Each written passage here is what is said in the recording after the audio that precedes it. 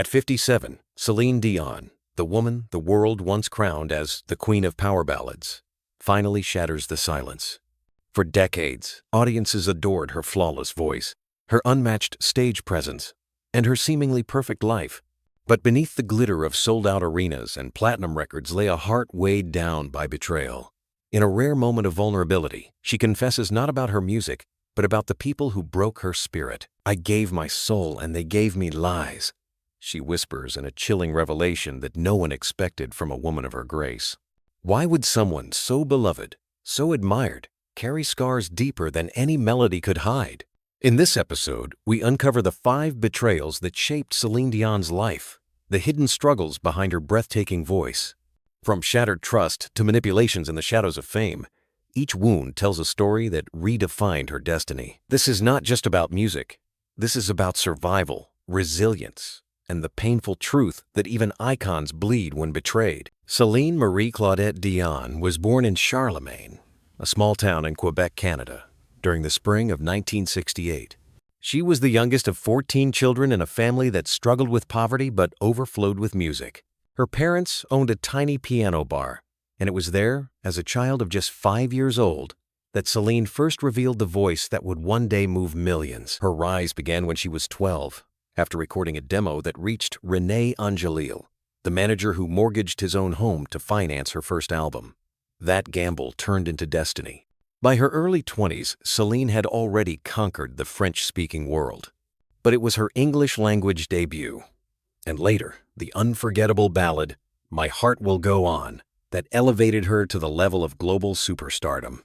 The Titanic theme became not just a song, but an anthem of love and loss, embedding her name in cultural history forever. Through the 90s and early 2000s, she was untouchable. Las Vegas residencies sold out for years, her albums shattered records, and her voice was praised as one of the purest and most powerful in music.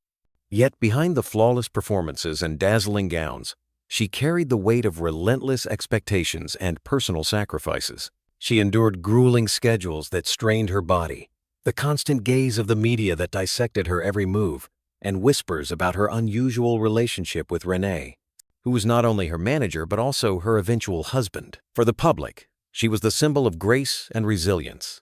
But for Celine, fame was a double-edged sword. Every note she sang seemed to hide a silent battle, every standing ovation masking the pain of a woman who had learned early that success often comes at a price no one else can see. In the late 1980s, as Celine Dion was preparing to make her mark beyond Quebec, she placed her trust in Guy Cloutier, a powerful entertainment manager in Canada.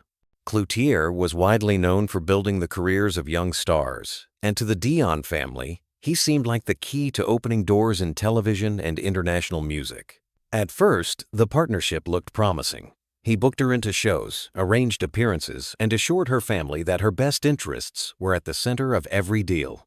But behind the curtain, betrayal was unfolding. It later emerged that Cloutier had manipulated contracts, diverting a significant portion of profits from her early performances and endorsements.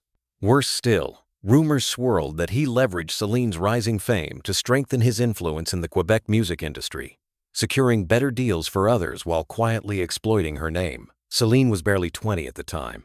She had grown up in a family where trust was sacred, and discovering that someone she had welcomed into her inner circle was profiting off her innocence was devastating. She confronted him, hoping for clarity.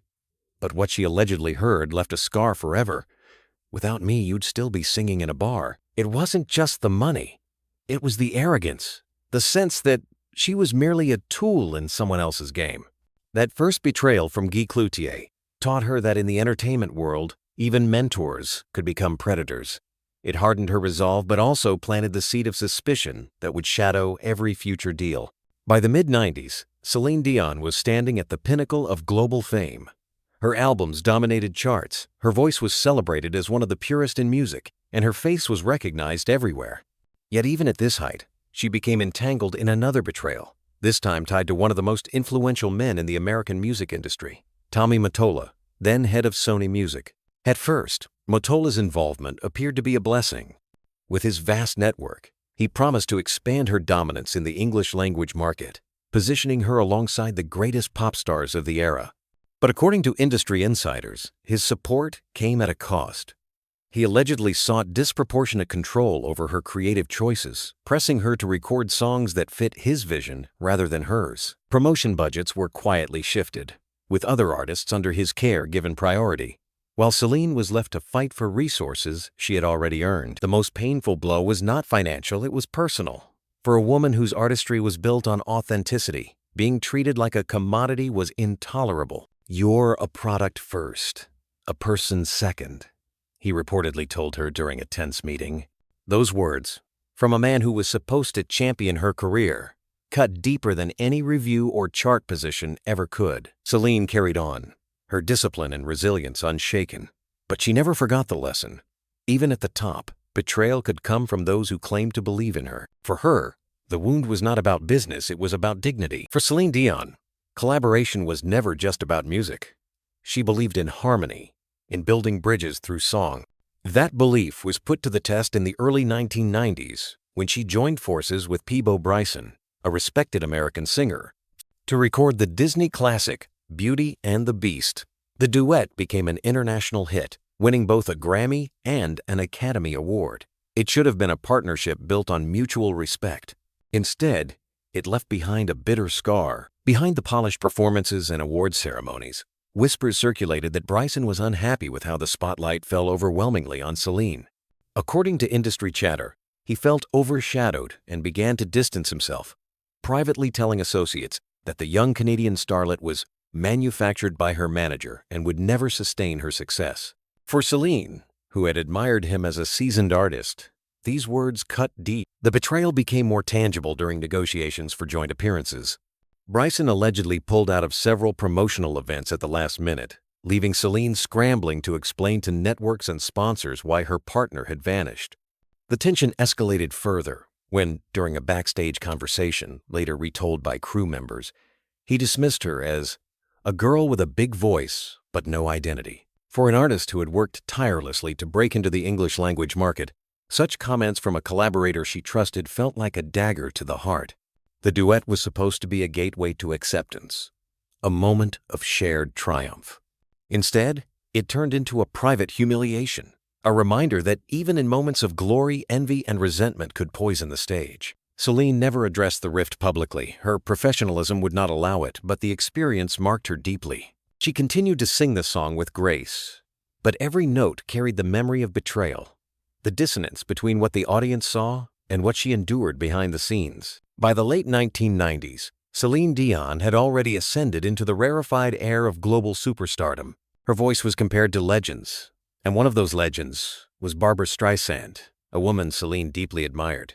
For Celine, performing alongside Streisand was not just a career milestone, it was a dream realized. Their duet, Tell Him, in 1997, was hailed as a masterful pairing of two generational voices. But behind the shimmering notes, there was tension that Celine never forgot. According to those close to the project, Streisand initially resisted the collaboration. She allegedly worried that sharing the spotlight with a younger powerhouse vocalist would dilute her own presence. Insiders recalled that during recording sessions, Streisand insisted on multiple changes to arrangements, ensuring that her voice always cut through, even at the expense of balance. Celine, ever gracious, complied, but in private she felt diminished. The betrayal came later, during press promotions. Streisand reportedly made dismissive remarks, suggesting that while Celine had a beautiful voice, she lacked the artistry that came from decades of experience. To fans, it sounded like a passing comment. To Celine, it was a dagger. She had approached Streisand with reverence, believing their bond would be one of mutual admiration. Instead, she was reminded that idols could also be rivals. One particularly painful moment occurred at a charity gala in Los Angeles. Streisand, surrounded by journalists, allegedly quipped, "Some singers hit notes, others tell stories. I've always been the latter." Those in the room understood the implication, and so did Celine. She smiled through it, but her heart sank. For a woman who built her career on sincerity and humility, to be subtly undermined by a figure she considered an inspiration was heartbreaking. The collaboration had been a triumph on paper, but for Celine, it carried the bitter taste of betrayal. proving that in the upper echelons of fame, admiration could be met not with kindness, but with condescension. For most of the world, Renée Angelil was the love story of Celine Dion's life. He discovered her when she was barely 12 years old, mortgaging his house to finance her first album. He became her mentor, her protector, and eventually her husband. Their romance was painted as a fairy tale, an unlikely partnership that defied odds and inspired millions. Yet beneath the romance lay a truth that Celine herself has struggled to reconcile. Her greatest love was also her most profound betrayal. From the very beginning, Renée shaped every part of Celine's world. He controlled the contracts, the performances, even the image she projected to the public. While he undoubtedly believed in her talent, his dominance left her with little room to grow as her own person. At just 20, when most young women were discovering freedom, Celine was bound to schedules so intense that they consumed her body and her spirit. Her choices were not always her own. They were filtered through Renée's vision of what would make her a star. The betrayal was subtle. Not a single act, but a gradual erosion of autonomy. Friends whispered that she often asked for permission rather than giving direction, that her marriage was as much a contract as it was a union of hearts. In her silence, she carried the paradox. Loving a man who had given her the world while also taking parts of her, she could never reclaim her youth, her innocence, her freedom. The deepest wound came during Renée's later years, as his health declined. Celine, who had devoted her life to serving his vision, now found herself sacrificing her own well-being to care for him while still carrying the weight of a global career.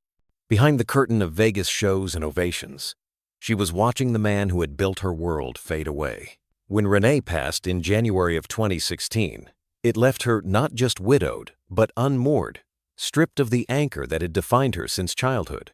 In a rare, candid moment after his death, she reportedly confessed to a close confidant, "I lost my husband, my manager, and my identity in one day."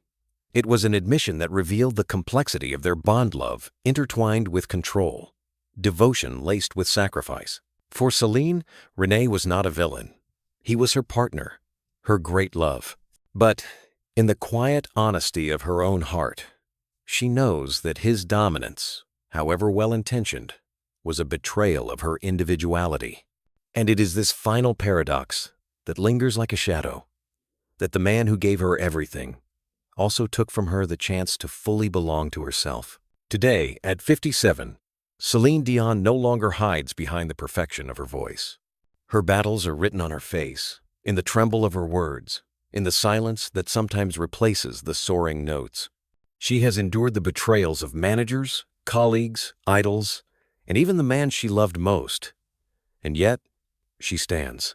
The power of Celine's story is not in the pain itself, but in the way she has chosen to carry it. For years, she allowed others to shape her, to dictate her image, to write her destiny. Now, in her own words, she chooses liberation. "I forgave myself, but not them," she declares, a sentence as haunting as any ballad she has ever sung. Her resilience is a reminder to those watching that betrayal is not the end of the story. Survival, honesty, and self-respect can rise from the ashes of broken trust. And for every fan who has found solace in her music, her confession carries a deeper message. The strongest voices are not only those that sing, but those that dare to speak their truth. Celine Dion is no longer just the voice of Titanic or the icon of Las Vegas. She is a woman who has reclaimed herself, one truth at a time. Which of these 5 betrayals shocked you the most? Was it the cold arrogance of Guy Cloutier, the manipulation of Tommy Mottola, the envy of Peabo Bryson, the condescension of Barbra Streisand, or the bittersweet control of Renée Angelil? Each wound left its mark, shaping the woman Celine Dion has become. If her story moved you, share your thoughts in the comments. Your voice matters. Tell us which betrayal you believe cut the deepest. And if you've ever carried scars of betrayal yourself, know that you are not alone. Like this video, subscribe to Faded Crowns, and join us as we continue to reveal the hidden truths behind the legends. In our next episode, we will uncover the one woman in Hollywood that even Celine feared more than anyone else. Stay tuned.